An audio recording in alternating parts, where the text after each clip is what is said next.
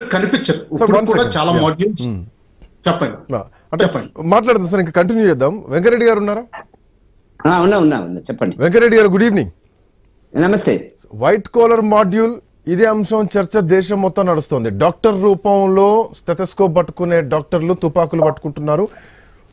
టన్నుల కొద్ది పేలుడు పదార్థాలు ఉన్నాయి. సో చాలా టెక్నికల్ గా వైట్ కాలర్ టెర్రరిజం నడుస్తుంది. Point number 1.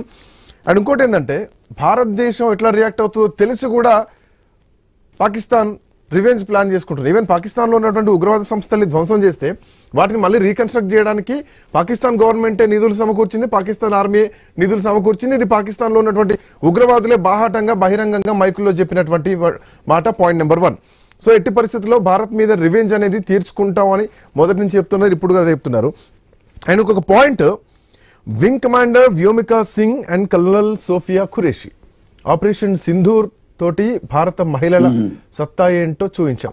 ఇదే కాన్సెప్ట్ లో ఉగ్రవాదులు ఉన్నారా? మహిళల్నే ముందు పెట్టి ఒక వైట్ కాలర్ టెర్రరిజం చేసి మహిళలతోనే భారతదేశం పైన దాడి చేయాలన్నటువంటి ధోరణిలోకి వచ్చిన పాయింట్ ఏమైనా చూడొచ్చా? భారతదేశ పవర్ తెలిసి కూడా ఏం జరిగినా మళ్ళీ బ్రహ్మోసులు లేస్తాయి, మిసైల్స్ లేస్తాయని తెలుసు. ఆల్రెడీ ప్రాణాలు కోల్పోయిన విషయం కుటుంబాలు నాశనమైనా తెలుసు. బట్ అయినా తగ్గట్లేదు. ఎట్లా చూడొచ్చు ఈ అంశాన్ని? ఎట్లా చూడొచ్చు సార్?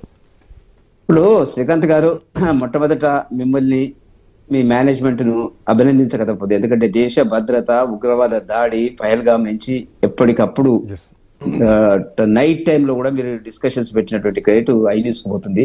చాలా సంతోషం. ఎందుకంటే అంతేకాకుండా మీరు ఎక్స్పర్ట్స్ తెచ్చి మామూలుగా రాజకీయ నాయకులు కాకుండా తీసుకొచ్చినటువంటి సమాచారాలు వింటుంటే అసలు ఏందేనని మనకు అర్థమైతే. ఇప్పుడు మీరు అడిగినారు మహిళలు, అసలు మహిళలు దీంట్లో ఉంటారు చేసే అనేటువంటి దాంట్లో అసలు తెలియదు, అసలు కొత్త కనపడుతుంది ఇవాళ. రెండోది, హైదరాబాద్ కు సంబంధించిన డాక్టర్, ఆ పేర్లు కూడా నాకు జ్ఞాపకం ఇష్టం లేదు. ఏదో ఒక ఆముదం నుంచి తయారు చేసినటువంటి పదార్థాన్ని ఎక్కడైనా ఏ దాంట్లో అయినా కలిపితే అది ఆటోమేటిక్ గా మనకు వాసన రాదు, రుచి ఉండదు, ఏముండదు, జనం అట్లాగే చచ్చిపోతారు అనేటువంటి పరిస్థితుల ఇది మనకు బాధాకరమైన అంశం. ఏంటంటే దేశంలో ఎక్కడ ఉగ్రవాద చర్య జరిగినా కూడా హైదరాబాద్ కు లింక్ ఉండడం అనేటువంటిది మరింత బాధ కలిగిస్తుంది.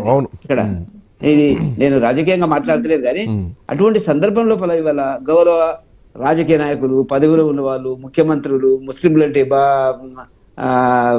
కాంగ్రెస్ అంటే ముస్లింలు, సరే వాళ్ళు మిగతా మిత్రులు మాట్లాడడానికి ఇష్టం లేకపోవచ్చు, కానీ ఇట్లా జరుగుతున్నటువంటి పరిస్థితుల దేశాన్ని ఎక్కడ తీసుకుపోతున్నారు వీళ్ళు అనేటువంటిది మనం ఆలోచించవలసిన అవసరం ఉంది. మీరు అన్నట్టుగా దెబ్బకు 10 దెబ్బలు కొట్టేటువంటి పరిస్థితుల ఇవాళ పాకిస్తాన్, భారతదేశం యొక్క రక్షణ విభాగం కానీ మోదీ గారు కానీ ఉన్నటువంటి విషయాలు తెలిసిన తర్వాత కూడా ఇప్పుడు ఏం జరగబోయేది అక్కడ? ఇప్పుడు వాళ్ళ కాన్సన్ట్రేషన్ అంతా ఒకటే శ్రీకాంత్ గారు, రెడ్ ఫోర్ట్ ను కొట్టేసేయాలి. కాన్స్టిట్యూషనల్ క్లబ్ ఏవైతే ఒక చారిత్రకమైనటువంటి ప్రదేశాలు ఉన్నాయో భారతదేశంలో వాటిని కొట్టేసి భారతదేశంలో ఒక అభద్రతా భావాన్ని సృష్టించి భారత ప్రజల మధ్య అనేక రకాల వైషమ్యాలను చేసేటువంటి 145 కోట్ల జనాభా ఉన్నటువంటి దేశాన్ని ఈ పాకిస్తాన్ పక్కన నుండి పాకిస్తాన్ బల్లెల్లాగా వీళ్ళందరికీ ఫైనాన్స్ చేస్తుంది. రకరకాలుగా ఎట్లా వస్తున్నారు, ఎట్లా పోతున్నారు అనేటువంటి దాని కింద జరుగుతున్నటువంటిది. నా బాధ ఏంటంటే, సరే ఎక్స్పర్ట్స్ ఉన్నారు, వాళ్ళు చాలా విషయాలు చెప్తారు, మనం కూడా నేర్చుకోవాల్సినటువంటి అవసరం ఉంది, తెలుసుకోవాల్సినటువంటి అవసరం ఉంది. ఇప్పుడు మొన్న 3 రోజుల కిందనే హైదరాబాద్ సంబంధించినటువంటి డాక్టర్కు సంబంధించినటువంటి వివరాలు, ఇతర టెర్రరిస్టుల వివరాలు గుజరాత్ కేంద్రంగా బయటకు వచ్చినప్పుడు కొంతమంది రాజకీయ పార్టీలుగా పేర్లేదు, కానీ బీహార్ ఎన్నికలు వస్తున్నాయి కాబట్టి దీన్ని ముందుకు తీసుకొచ్చినారని మాట్లాడడం సిగ్గుచేటైనటువంటి అంశం. తర్వాత సాయంత్రానికి ఇదంతా తెలిసింది కదా మనకి ఏం జరిగింది అక్కడ మెట్రో స్టేషన్ దగ్గర అనేటువంటిది మనం గమనించాలి. కాబట్టి దేశ ప్రజలు అందరు రాజకీయాలకు అతీతంగా, రాజకీయ పార్టీలకు అతీతంగా అందరం కూడా దేశ రక్షణ కోసం, దేశంలో అభివృద్ధి ఏంది, ఏం జరుగుతుంది అనేటువంటిది మీరు కొంతకాలం పక్కకు పెట్టండి.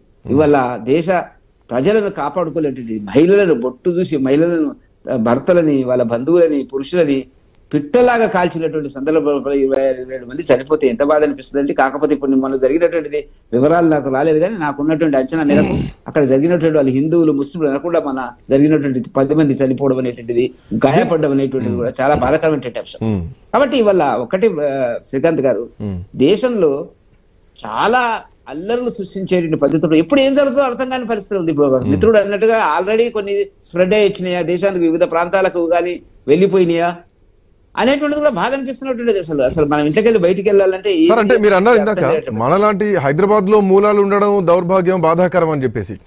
బట్ ద పాయింట్ ఏంటంటే ఇక్కడ డ్రగ్స్ ఉంటే బాంబే పోలీసులు వచ్చి చేస్తున్నారు, ఇక్కడ ఉగ్రవాదులు ఉంటే హర్యానా నుంచో జమ్మూ కాశ్మీర్ నుంచో వచ్చి ఆ లింక్స్ ని బేస్ చేసుకొని వచ్చి ఇక్కడ ఉగ్రవాదులను పట్టుకుంటారు. సో మన ఇంటెలిజెన్స్ వ్యవస్థ ఏం చేస్తోంది, రాష్ట్ర ఇంటెలిజెన్స్ వ్యవస్థ ఏం చేస్తోంది అన్నటువంటి ప్రశ్నలు కూడా దీంట్లో వినిపిస్తాయి. సహజంగా వస్తాయి శ్రీకాంత్ గారు. ఇప్పుడు భారతదేశంలో పోలీస్ ఇంటెలిజెన్స్ వ్యవస్థ దేశంలోనే అతి కీలకమైంది, చాకచక్యంగా ఉంటది, చాలా షార్ప్ అనేటువంటిది మనం గతంలో చదువుకున్నటువంటి అంశం. ఎక్కడ జరుగుతున్నాయి చెప్పండి, ఎన్ని నేరాలు ఘోరాలు జరుగుతున్నాయి. అసలు ఇది రాష్ట్రానికి నేను రాజకీయంగా మాట్లాడదలుచుకోలేదు, కానీ బాధ అనిపిస్తున్నటువంటిది ఇట్లా ఈ రకంగా జరుగుతున్నప్పుడు. ఒక హోమ్ మినిస్టర్ లేడు, మీరు ఎక్కడ వాళ్ళు వచ్చి ఇక్కడ అరెస్ట్ చేసేటువంటి పరిస్థితి వచ్చే వరకు కూడా వీళ్ళకి తెలియనటువంటి మహారాష్ట్ర పోలీసులు మీరు గంటలకు చక్కని ఉదాహరణ చెప్పడం జరిగింది.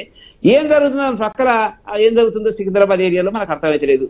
ఇప్పుడు కూడా ఇది ఈ హైదరాబాద్ చెందినటువంటి డాక్టరే, అతని సోదరులు ఇక్కడ ఉన్నారు, వాళ్ళు ఏదో చెప్తున్నారు. మరి ఈ రాజేంద్ర నగర్ ఏరియాలో అసలు ఇంటెలిజెన్స్ వ్యవస్థ కేవలం నిజామాబాద్ లో కూడా పట్టుకున్నారు, నిజామాబాద్ లో, విజయవాడలో మధ్యలో ఆపరేషన్ సింధూర్ టైంలో ప్రభుత్వాలు ప్రతిపక్ష పార్టీల మీద దాడి పెట్టడానికి వాళ్ళ యొక్క సమాచారాన్ని సేకరించడానికి ఉపయోగిస్తున్నారు తప్ప ఈ దేశ రక్షణకు సంబంధించినటువంటి కేంద్రంగా ఇది ఒక 5-6 ప్రాంతాల లోపల భారతదేశంలో ఉండే 5 ప్రాంతాల్లో హైదరాబాద్ కు లింక్ అయి ఉన్నటువంటి పరిస్థితి. దిల్సుఖ్నగర్ చూసినాము మనం, అక్కడ సెక్రటరీ దగ్గర చూసినాము, మక్కా మసీద్ దగ్గర చూసినాము, గోకుల్ చౌక్. ఏం జరుగుతుందండి? కాబట్టి ప్రభుత్వాలు రాజకీయాలకు అతీతంగా ఒక మతాన్ని గురించి మాట్లాడతలే నేను, అనుకోకుండా దురదృష్టవశాత్తు ఒక మతానికి సంబంధించిన వ్యక్తులే దీంట్లో కీలకంగా పనిచేయడం అంటే బాధాకరమైన అంశం. ఇక మనం అనకపోతే ఎవరంటారు చెప్పండి. కాబట్టి దీని మీద ప్రభుత్వం ఏదో బలమైనటువంటి సిగ్నల్ ఉగ్రవాదుల నుంచి కనిపిస్తోంది ఆపరేషన్ సింధూర్ టైంలో. ఐ థింక్ బాంబే అటాక్స్ తర్వాత 2011 తర్వాత ఢిల్లీలో మళ్ళీ అట్లాంటి బ్లాస్ట్లు ఎక్కడా కనిపించలేదు, ఎక్కడా వినలేదు. కార్తీక్ గారు, గుడ్ ఈవినింగ్. ఈ పాయింట్ నేను కంటిన్యూ చేయదలుచుకుంటున్నాను. ఆఫ్టర్ 2011 తర్వాత ఇట్లాంటి ఇన్సిడెంట్